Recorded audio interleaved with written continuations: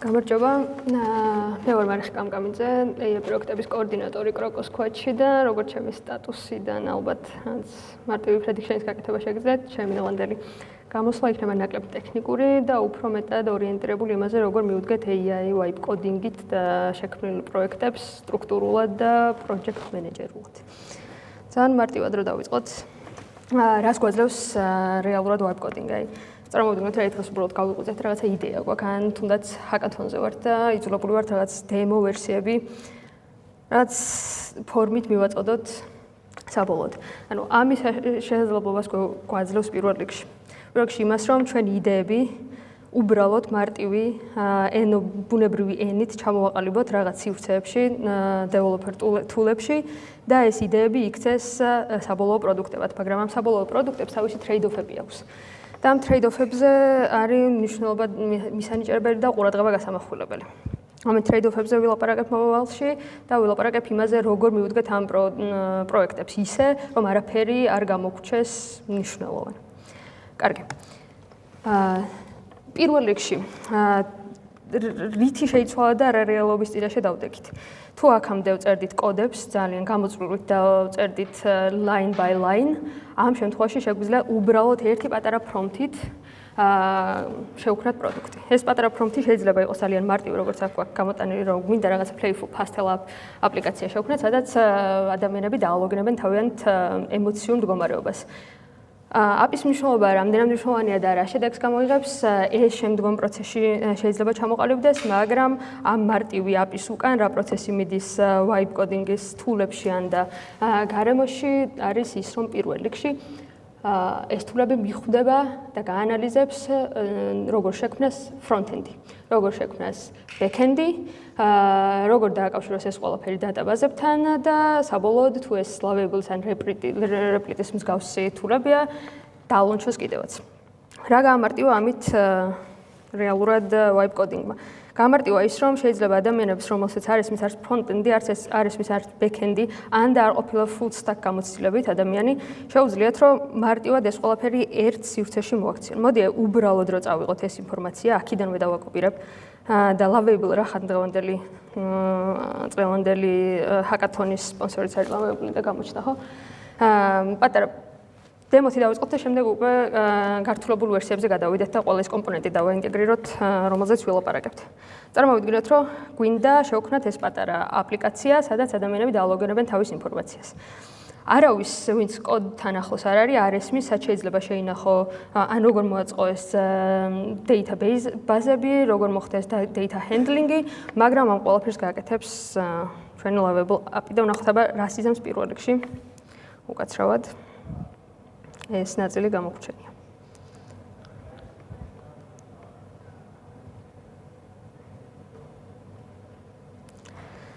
და შემდეგ ჩავშალოთ სტრუქტურირებულად. კარგი.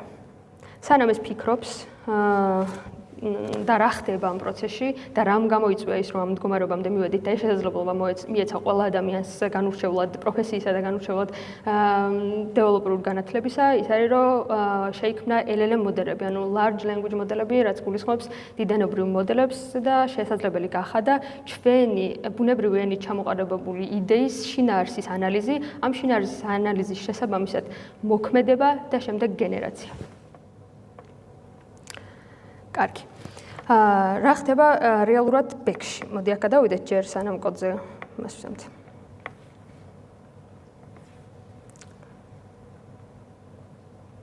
back-ში ხდება შემდეგ რაღაცა replit-ის და Lovable-ის აპლიკაციების შემთხვევაში.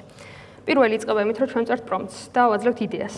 საქმეში ერთობა LLM-ი, რომელიც ვახსენე, დიდი ენობრივი მოდელი და იგებს ამ ჩვენი იდეის შინაარსს და ცდილობს ამ შინაარსის ინტერპრეტაციას იმ სხვა დანარჩენი აგენტებისთვის, რომლებიც უშუალოდ მოქმედებაში ჩაერთვებიან და უშუალოდ გენერაციაში იქნება.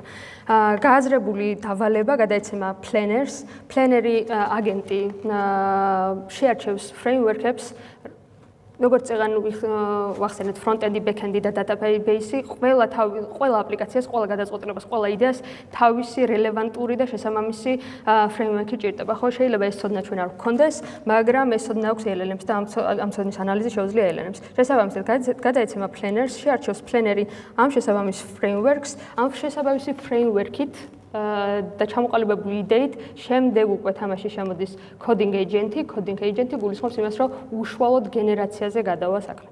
უშუალოდ გენერაციაზე გადასული საქმე აყალიბებს კოდს. და როგორც უკვე ვახსენე, ამ შემთხვევაშიც შეგვიძლია უბრალოდ პატარა prompt-ის command-ით დავლონჩოთ ჩვენივე დაგენერირებული აპლიკაცია. ეს იყო მთავარი იდეა. აქ რა მოხდა, რომ დაუბრუნდეთ. მოკლედ, შეგვიქმნა პატარა აპლიკაცია, სადაც ემოჯებზე დამყარებული რაღაც მუდები გვაქვს, happy გვაქვს, love გვაქვს, მე, ოკეი, იყოს ეგრე, angry და ახლა რა მოხდა? ჩვენ ვივეცით ძალიან vague, ფართო, ძალიან არა კონკრეტული დავალება, ხო, რაღაც იდეა გვაქვს, რომ რაღაც აპლიკაცია გვინდა, სადაც აი კარგი იქნებოდა რომ შევიდოდით და ჩემს მუდებს დავტრეკავდი. მაგრამ იძულებული გავხადეთ LLM-ი და მთლიანი სისტემა, რომ თვითონვე მიიღოს ის გადაწყვეტილებები და ის framework-ები თვითონვე შეარჩიოს, თვითონვე გადაწყვეტოს როგორ უნდა იყოს UI, როგორ უნდა იყოს data-ს შენახვის, data handling-ი მაგალითად, ხო? თუ რაც უფრო გამოწვივლთ, რაც უფრო კონკრეტულად ვეტყვით, ყველაფერს მით უკეთეს შედეგს მივიღებთ, ხო? ამაზე გადავალთ შემდგომში და ვნახავთ როგორ შეიძლება ამ პროცესის გაყოლა step by step და რატომ არის ეს ყველაფერი მნიშვნელოვანი.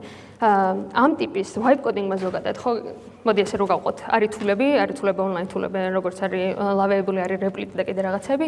ესენი გვაძლევენ შესაძლებლობას, რომ ოკეი, დავფრონტავთ, დაილონჩება თავისი სერვერი აქ იმ სერვერზეც გაეშვება, ყველასთვის იქნება ხელმისაწვდომი და მეორე მხარეს გვაქვს environment-ები, ან developer გარემოები, სადაც მაგალითად კურსორი ან კოდექსის მიბმა შეგვიძლია, ხო, რაღაცებზე.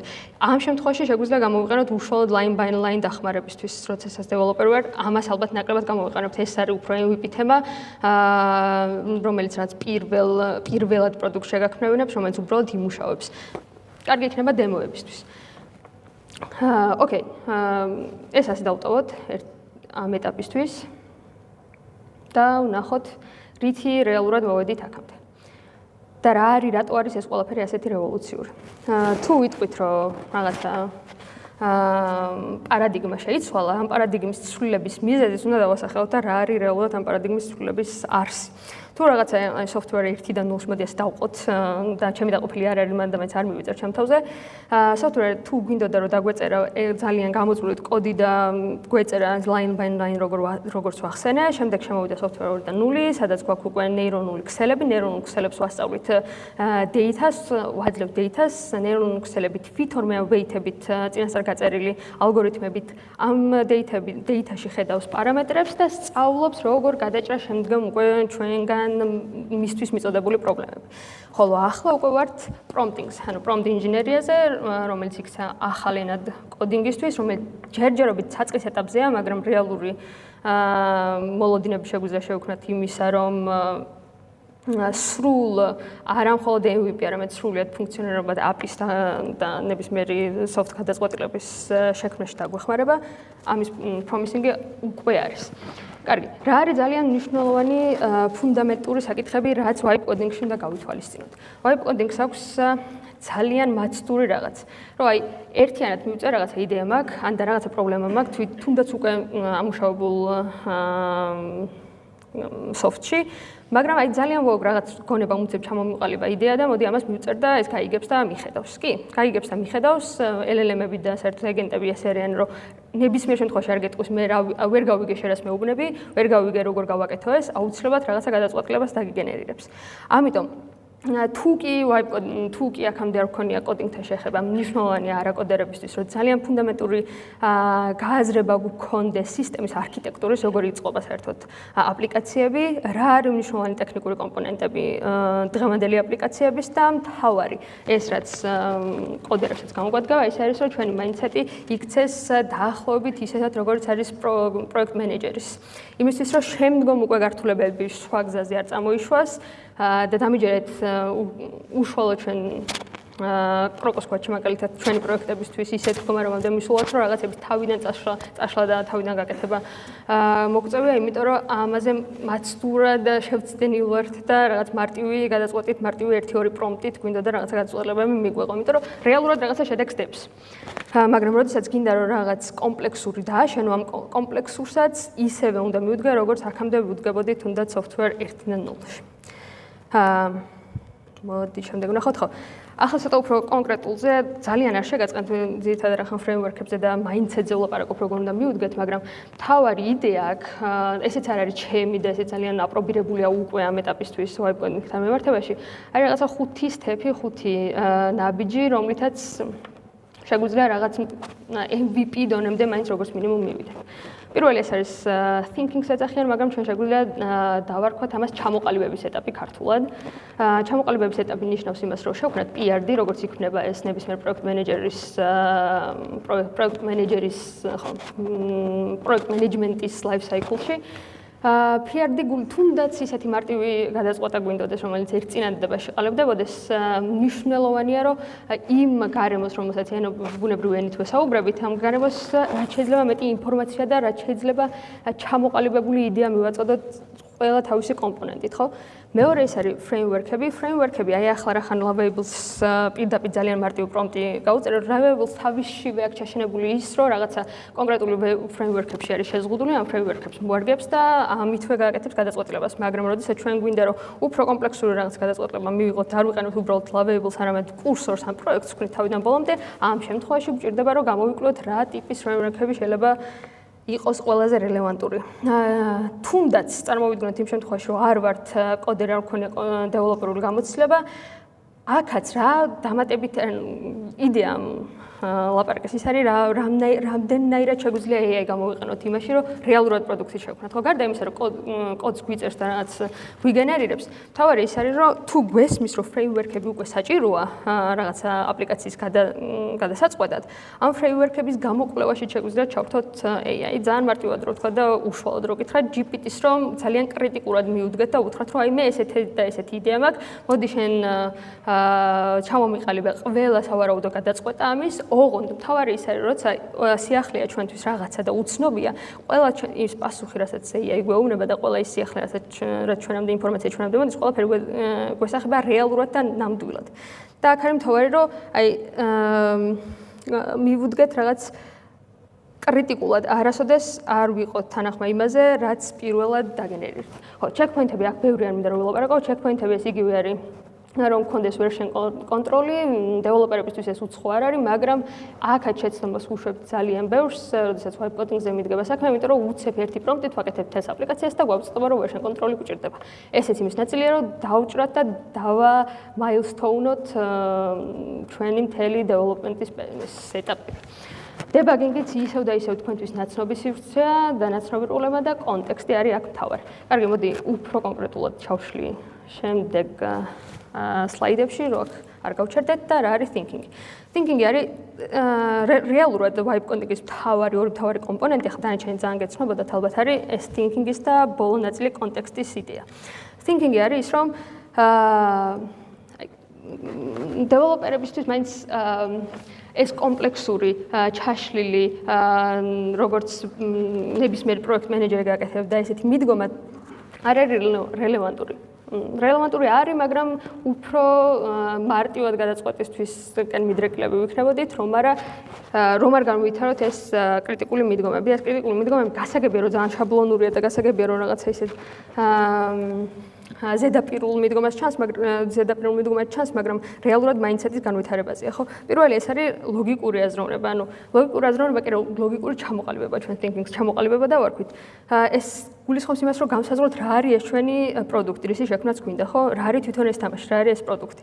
მეორე არის ანალიტიკური ჩამოყალიბება, ანალიტიკური thinking-ი, ეს გულისხმობს, რომ რა არის საჭირო ამ პროდუქტის მისაღებად, ანუ რა გახდის, მაგალითად, ამ თამაშ playables. ეს არის ფრეიმვორკები, რომლის ჩამოყალიბება და გაგება გვჭირდება პროდუქტის შესაქმნელად. Computational thinking-ი და კომპუტაციური ჩამოყალიბება გულისხმობს იმას, რომ ზუსტად ვიცოდეთ milestone-ებად გქონდეს ჩაშლილი ყველა ფიჩერი, რომელიც ამ ჩვენს აპლიკაციას შეიძლება გამოადგეს და დასჭირდეს და გვინდა რომ გქონდეს. და რაც შეეხება უკაცრავად ხო, რაც შეეხება ბოლო ნაწილს, ეს არის როგორ შეიძლება რომ თავიდანვე პროექტის დაწყებამდე იდეა უნდა გქონდეს იმისა, თუ როგორ შეიძლება რომ ამის საუკეთესო ვერსია, ჩვენი აპლიკაციის ან ჩვენი გადაწყვეტილების საუკეთესო ვერსია, როგორი სახის შეიძლება იყოს. ეს იმის დაგამო, რომ თუ დასაწყისში არ გავაკეთებ შესაბამის ფუნდამენტს, რომ სწორად დავაშენოთ შემდეგ უკვე უფრო კომპლექსური გადაწყვეტილებები, ამ ფუნდამენტის არ ქონის შემთხვევაში შეიძლება სრულად თავიდან მოგვიწევს პროექტის დაწყება. კარგი. შემდეგი არის framework-ებზე ვთქვით, რომ უნდა აირჩიოს წინასწარ რა ტიპის framework-ებია საჭირო, ამისთვის შეგვიძლია ისევ და ისევ AI გამოვიყენოთ და მეორე არის ისევ არაკოდერებისთვის, რომ high level understanding-ი უნდა გქონდეს, ეს გულისხმობს იმას, რომ სისტემა არქიტექტურა კარგად გვესმოდეს, რომ რაღაც ბაგი რო გაიჩით, რო გვექნება და ერორი რო ამოვარდება, ვიცოდეთ როგორ შეგვიძლია და სად შეგვიძლია ვიპოვოთ რა ეტაპზე არის ჩვენი სისტემა არქიტექტურის ეს პრობლემა. ამის გააზრება შეიძლება გქონდეს. კარგი. Checkpoint-ები უკვე ვთქვით და ეს არის დებაგინგი, და version control-იც ასევე მნიშვნელოვანია, არ წაგვისცეს ხელი და მთლიანად არ ვაქციოთ ერთხელ დაგენერებული პროექტად და მთავარი აქაც ის არის, რომ ესეთ არაკოდერებისთვის არის, რომ გვესმოდეს ძალიან მინიმალური flow Git-ის და GitHub-ის. არ გავჩერდები აქ, რადგან დეველოპერები ხართ და ძალიან მარტივ რაღაცებზე არ ვისაუბროთ.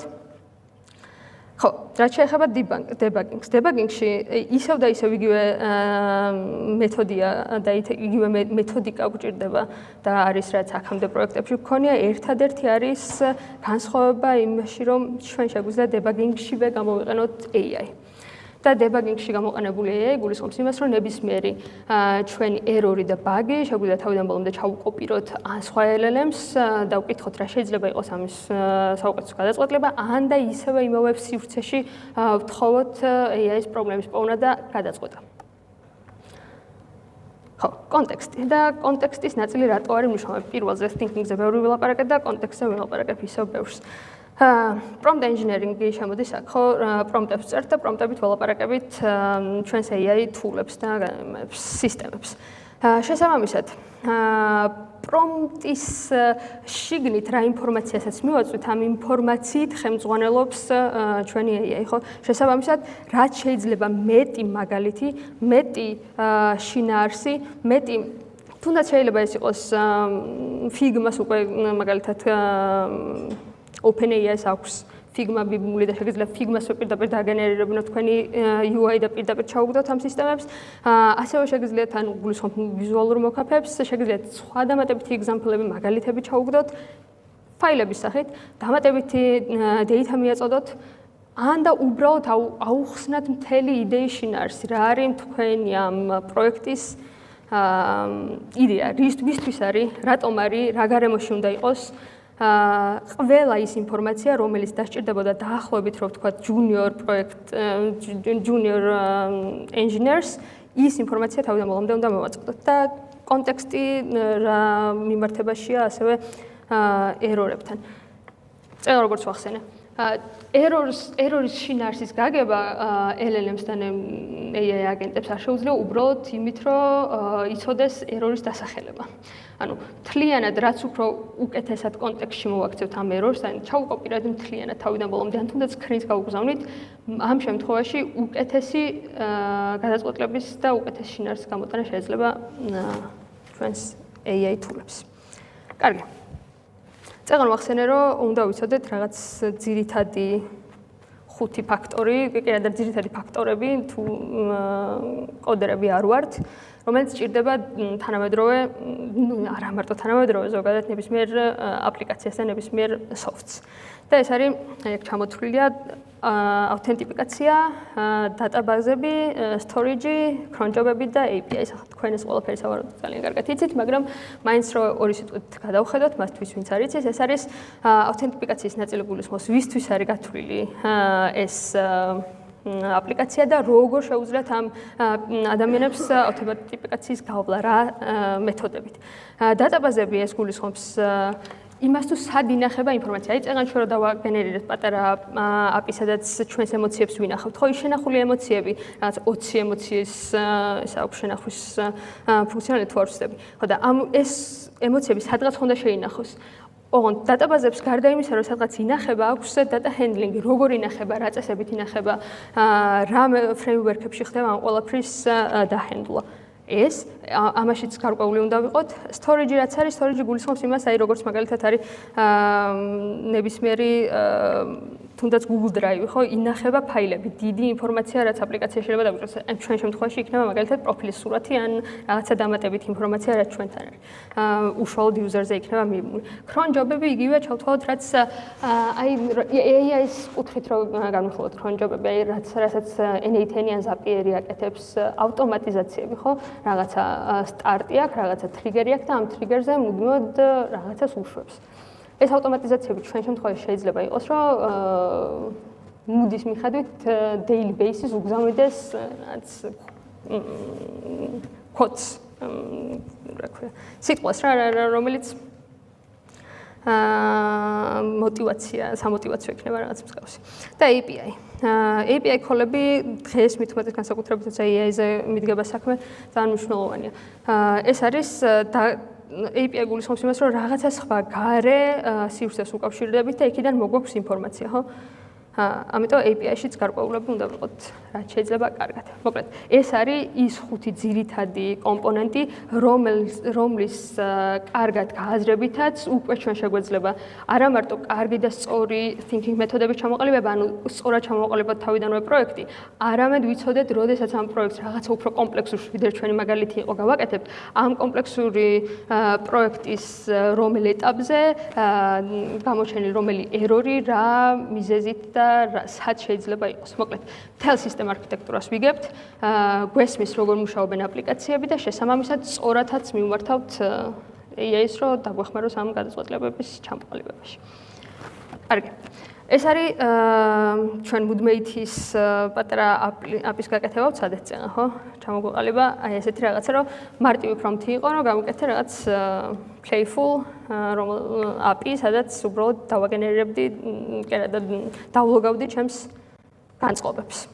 როგორ შეგვიძლია ეს ვაქციოთ უფრო კომპლექსურად იმ რაღაცების მიხედვით, რაც ჩვენ ჩამოვაყალიბეთ. მოდი, გაჩვენებ დაახლოებით როგორ მივუდგებოდი მე ამ ყველაფერს. პირველი გვაქვს საწყისი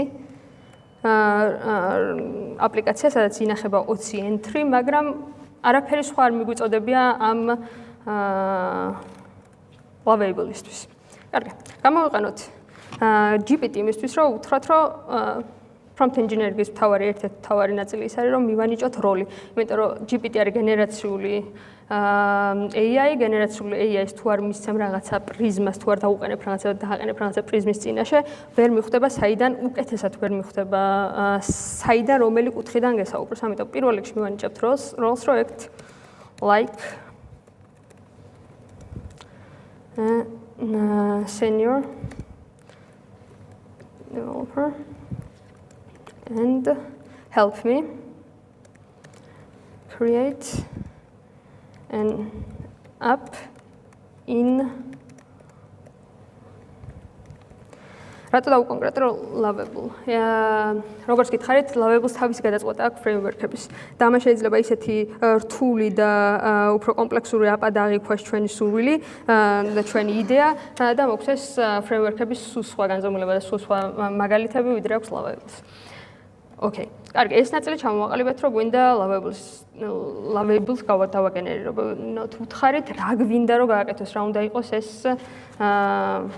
აპლიკაცია. მაგრამ როგორ შეიძლება გართულდეს ეს ყველაფერი? მაგალითად ის, რომ თუ user-ი რაღაც emojis აირჩევს, AI-მ დაუგენერიროს სამოტივაციო კოდი. ანუ შემოყავს API. When user emotion logs an emotion generate make an AI generate motivational quote. კარგი. ეს ერთი API შემოვიყვანეთ. რა შეგვიძლია დავამატოთ კიდე იმისთვის, რომ სირთულე შევამატოთ ჩვენს apps. ეს არის რომ გავაკეთოთ ლოგინები, ხო? authentication-ის ნაწილი. Make sure new users log in first. Help me create an app in Lovable. Create a prompt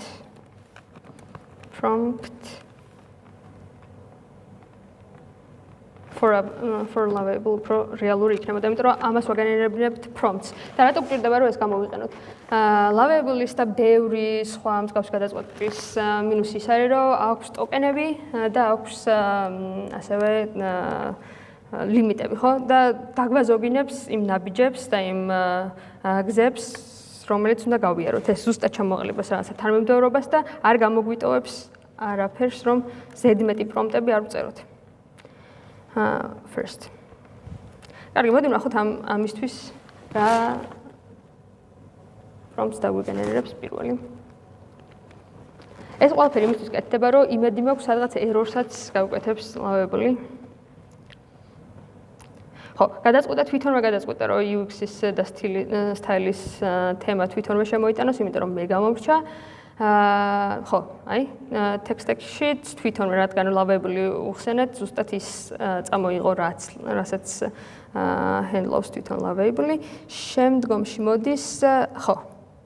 უკვე user-ის, როგორ ინახავს user-ის ინფორმაციას, ანუ database-ების ნაწილი, security შემოდის, იმიტომ რომ senior-ი უთხარით და ეს უკვე MVP-ზე მეტია, მაგრამ ამაზეც ვისაუბრებს. Okay, კარგი, ძალიან დეტალურად რო არ გავყვეთ, მოდი დავაკოპიროთ და ვნახოთ სანამდე მივა ჩვენი Lovable.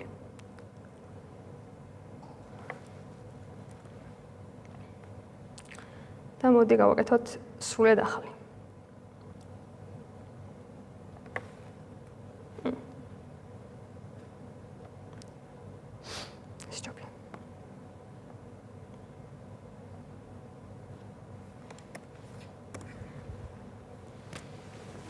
აქაც იგივე.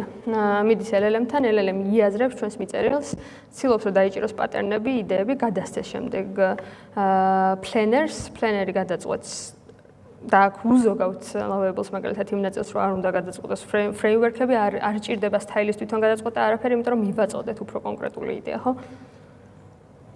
და საბოლოოდ გენერაცია. კოდი გენერირდება აქვს.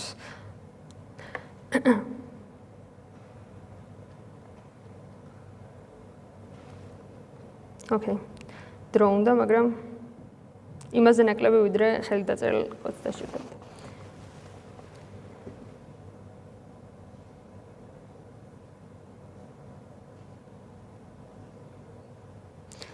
კარგი. მოდი მაშინ ჩვენ გავაგზავნოთ, რომ ძალიან დიდი დრო არ წაიღოს ამან და თქვენც არ დაგაკარგინოთ დრო და დაუბრუნდეთ ისევ და თუ რამე იქნება გავაგრძელებთ. და შესაბამისად დავხლებთ. ხო. ახლა ვისაუბრეთ რაღაცა mindset-ებზე, ვისაუბრეთ რაღაცა framework-ებზე, როგორ მივუდგეთ, რომ ძალიან კი ესეთი მაცდურია, რომ ერთიანად ავაგენეროთ მთელი პროექტი, მაგრამ უნდა გავაკეთოთ ამის პროექტის მენეჯმენტი, უნდა დავყოთ milestone-ებად და ასე შემდეგ, მაგრამ რეალურად ჩვენ სანამდეც ახლანდელი AI coding agent-ები დაგვეხმარება და მიყვანს, ეს არის MVP, ანუ მინიმალურად ფუნქციონალური გადაწყვეტილება, ხო? MVP არ არის ის გადაწყვეტილება, რომელიც production ready-ია, ხო? production ready-ისთვის ძალიან ბევრი დამატებითი ფაქტორია გასავლელი, დასაჰენდლი და ამ ნაწილში თუ ჩვენ კოდთან შეხება არ გქონია, შეიძლება ძალიან შევცდეთ და ეს პირველი MVP გვეგონოს ჩვენი მთავარი პროექტი და საბოლოო პროექტი. და აქ რეალური რა არის? რა შეგვიძლია ამ შემთხვევაში როგორც არაკოდერებმა გავაკეთოთ და დეველოპერებიც თქვენს ნაწილსაც დაინახოთ აქ. მოკლედ, პირველი არის რომ გავყინოთ MVP. ანუ გავყინოთ MVP, შევინახოთ ის რაც უკვე ფუნქციონირებს, ის რაც უკვე ისეთ სახეს რასაც უკვე ისეთი სახე აქვს, რომელიც ჩვენ გვინდოდა, მაგრამ ვერ ვართ დარწმუნებული იმაში, რომ ყველაფერი იქნება კარგად და იქნება მუდმივად. კარგი. შემდეგი არის გავამაგროთ ბაზა. ანუ რა წარმოვიდგინოთ, რომ ეს ჩვენი პროექტი არის რაღაცა Lego სახლს ვაშენებთ, Lego-ს პატარა building block-ებით. ეს building block-ები არის კოდის ენა, რომელსაც ვწერთ და უშუალოდ ეს სტრუქტურა, რომელსაც ვაშენებთ, არის დაუშვათ სახლის გეგმა, ხო? აი ამათი ის რომ სახლის გეგმა, სახლი ავაშენეთ, რაღაცა ფორმა აქვს მიცემული, მაგრამ ყარი არ არის.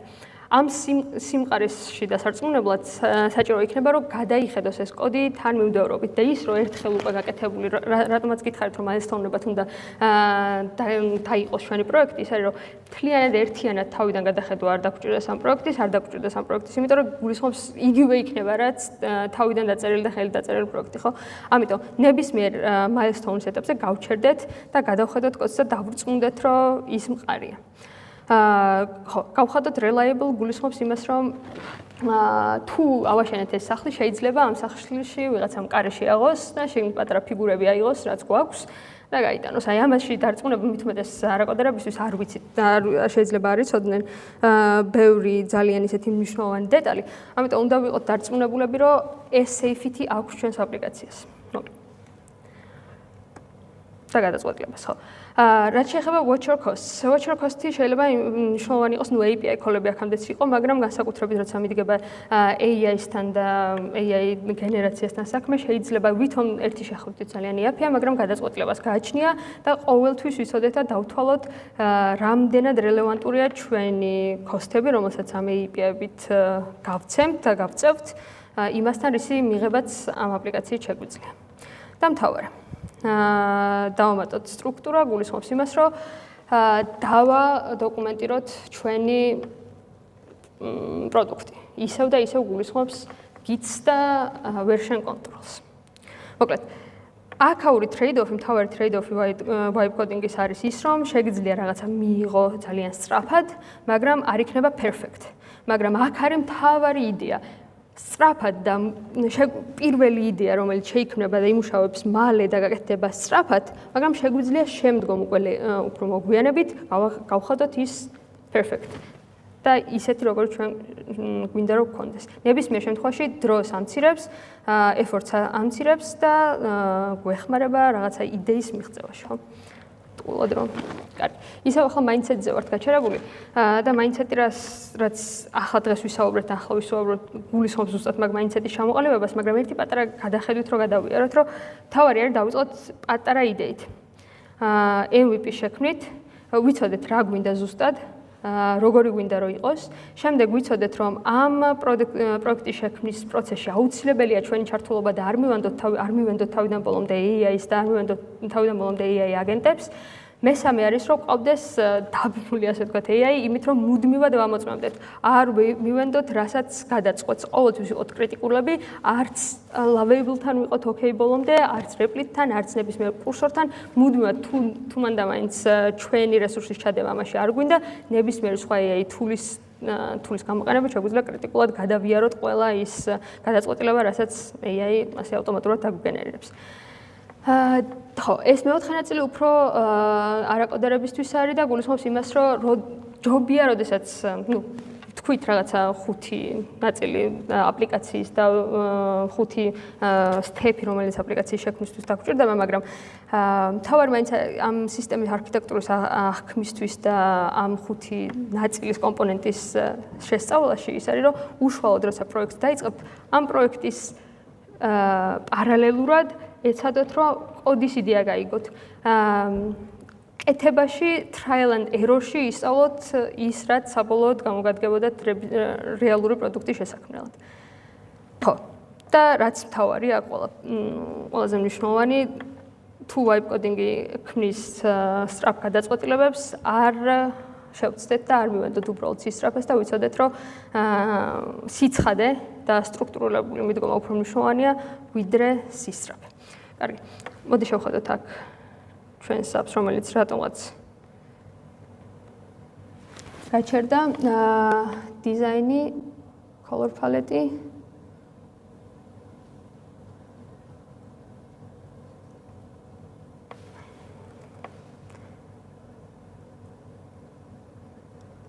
თავიდან ვცადოთ. ინტერნეტიც გვაქვს. ერორი არ არის. არა მგონი მანდა მაინც ახლა მოსულდა რამე lavables. ოკეი, ერთი ნაწილი გამოგრჩა.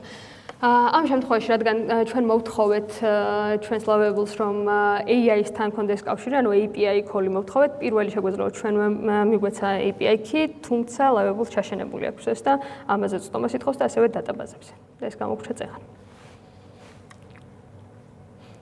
ოკეი, ველოდოთ და error-ის ნაწილს ველოდებით უფრო.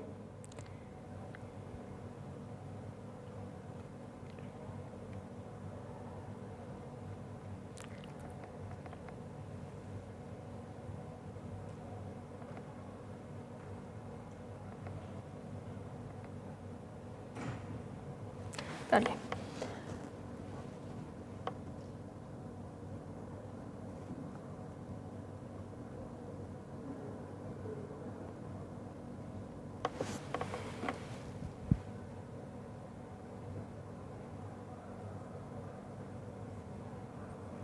კარგი აუთენტიფიკაციას ცდილობს, ეს ჩვენი დავალება იყო, რომ დალოგინება შეეძლოს users.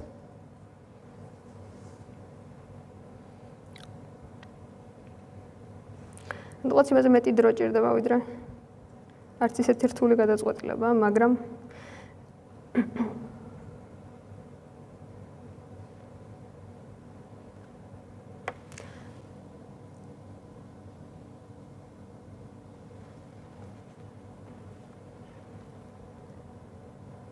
ცოტა ვაცადოთ.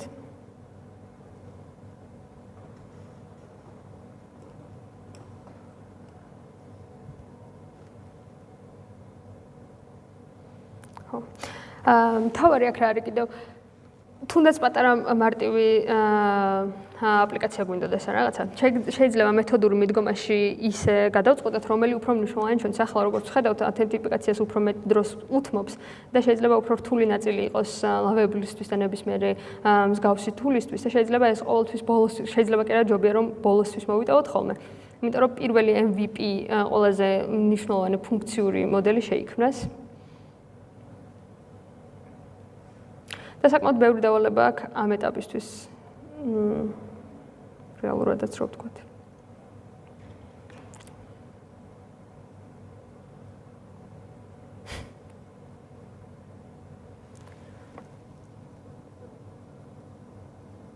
ოკეი.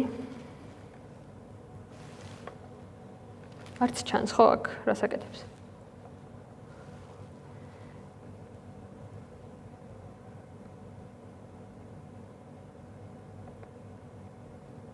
ჩემს დროსაც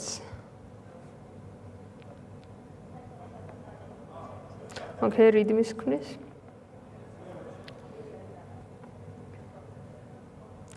ასევე Git-ზე და GitHub-ზე სადაც საუბრობდით, თუ დეველოპერულ გარემოში ამ version control-ის ჩვენით ხელით შექმნა გვჭირდება, ნუ ხელით შექმნა რა, იქაც შეგვიძლია რომ უბრალოდ prompt-ით მოვითხოვოთ, ეს აქ built-in ნაწილი აქვს lavables და repl-იც. თავისით ვაკეთებს version controls.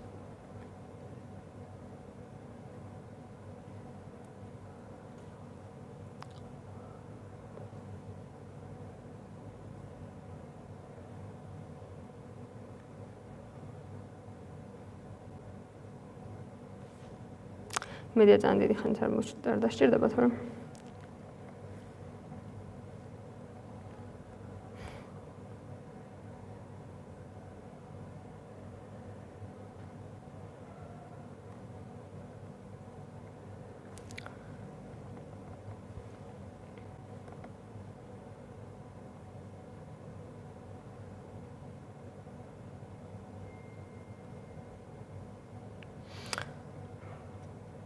რაღაც იმაზე კომპლექსურად აღიქვა.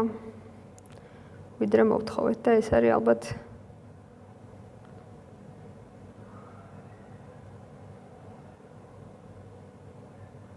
ოკეი, რიდმისაც მოვთხოვია ცალკე, შესაბამისად მაგიტომაც აკეთებს.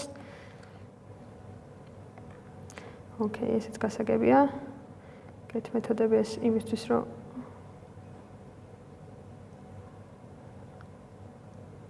კარგი აგვხსნათ.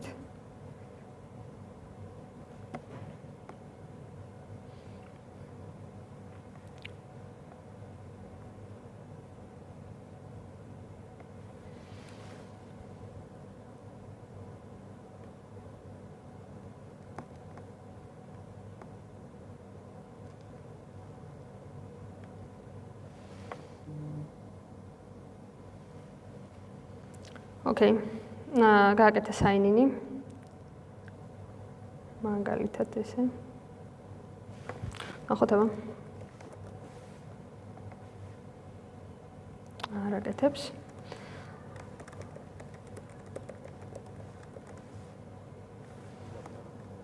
No email or password. Sign up. კი ბატონო, ანუ ავთენტიფიკაციის ნაწილი გააკეთა.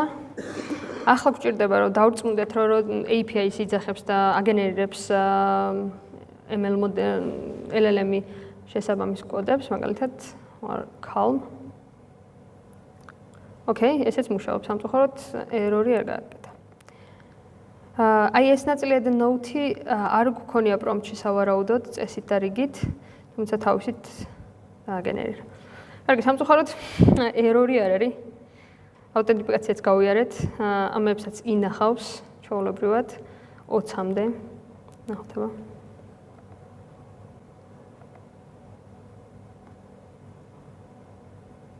ოკეი. ხო, და უბრალოდ არ დაგვაუწყდეს. თავარი ნაწილი ისევ და ისევ. რომ ეს არის მხოლოდ MVP და არ არის ფუნქციური, ბოლომდე ფუნქციური იმის გამო, რომ ეს რაღაცები მოქმედებს და როგორც გვინდა ისე აკეთებს. ანიშნავს, რომ production-ზე გაშვებადია და უნდა გავიაროთ ის step-ები, რომ გავამყაროთ ჩვენი კოდი და დავწმუნდეთ, რომ safe არის ეს კოდი. კი ბატონო. სულ ეს იყო. რეალურად მხოლოდ ბოლო სლაიდი იყო დარჩენილი, სადაც მადლობა უნდა გადაგიხადოთ. და მადლობა თუ არ მოიწყინეთ ძალიან კარგია, რადგან დიდად დეველოპერებზე გათვლილი შეხვედრა არ იყო, მაგრამ მნიშვნელობა მაინც ის აქვს, რომ მაინდსეტი გქონდეს სწორი. ნებისმიერ პროექტს არ აქვს მნიშვნელობა vibe coding-ით იქნება და ჩვეულებრივი კლასიკური. სჭირდება ერთ და იგივე მიდგომა. მადლობა.